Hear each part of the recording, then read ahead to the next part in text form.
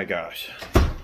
Hey guys, my name's Eli, and I'm gonna go ahead and start a little YouTube channel with a RSX Type S K24 JDM.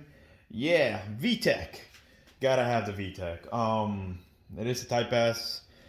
The only issue that I have with this car right now is I've been running it for about. Let me switch the camera here real quick.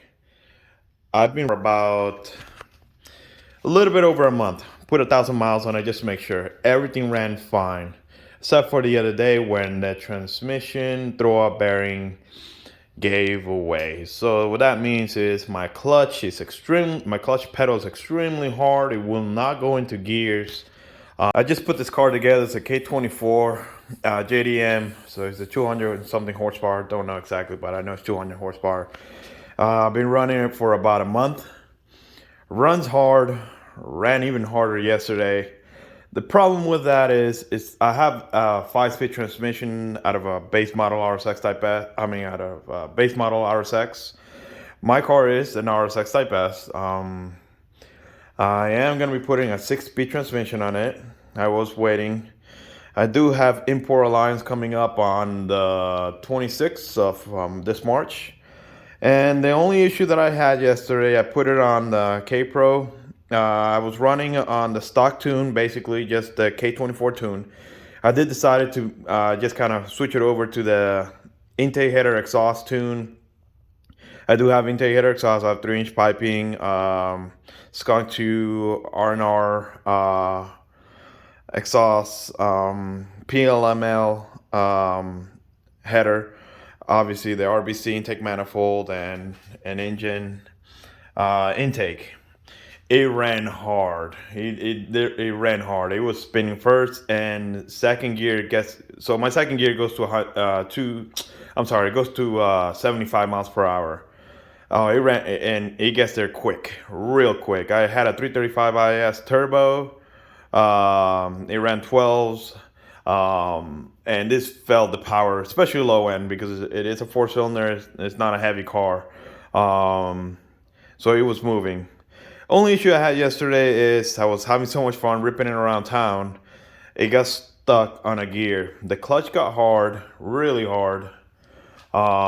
So the thing that I can kind of tell about this is last night I was coming back home. I like to kind of rip seats.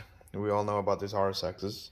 Last night I was coming back home and I noticed that the throw-up bearing was making some noise. I didn't pay too much attention to it, but it sure let me down today. I think I'm gonna go ahead and buy me an OEM throw-up bearing. They're not that much, probably about 30-40 bucks. And one thing I do is when I press the clutch, it's extremely hard. I can get it into gear, in every single gear, but if I turn it on, I try to put it in gear, it won't go. So I got the feeling something inside is probably a throw-up bearing or a pressure plate or one of the plates in there. So that's gonna be fun. I'm gonna take that off. But since it is 5-speed right now, and I don't mind it, it's a good transmission to go on boost. I'm not gonna go on boost till probably next year. So now I'm thinking about putting another transmission in here, which I do have. It's a 2013 Civic Si transmission. Forgive me for the mess. So I'm gonna go ahead and put that on. This one's got a little bit over 70,000 miles, I think it is. Probably 75 or 76,000 miles. I don't remember exactly when I bought it, but it was a while back. I just been having it here, and I think I'm gonna go ahead and put it inside.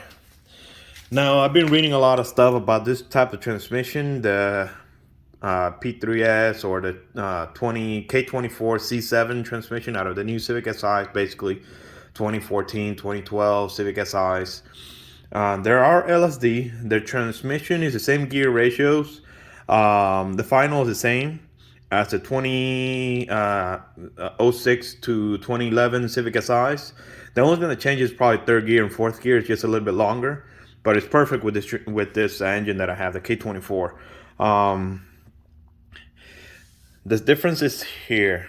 there is no actual, it basically cuts off here, so I had to buy an adaptive um, um, motor mount, rear motor mount bracket that would can fit on this car. Or I can go ahead and switch out the casing and use the casing from the one that I'm using right now, and put it on this and just change all the gears inside, and I should be pretty okay.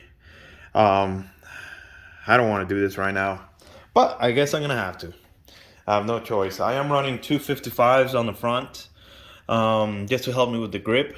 It still spins them, and that's it. So tune in.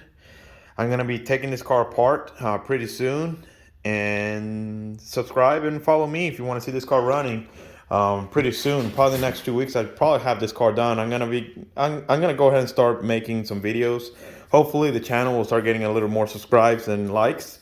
So if you guys like Hondas or people working on cars, that's me right here. So I'll be working on this car. I'm gonna go ahead and start taking to some shows, some car meets, and it's gonna progressively get better. I do have to replace this fender here at I guess the guy that had it before. I bought this car as a bare shell. I guess the guy that had it before, I guess didn't time the ball joints, and my fault was me. I didn't go over that, and obviously I left the house, and boom, it kind of the wheel kind of went off. But luckily it's right here, so I got it inside and replaced ball joint and done. Hope you guys like it. It's gonna be a new journey for me. This is my first time doing, I guess, a little bit of a vlog on vehicles, and hopefully you guys will like it. So tune in.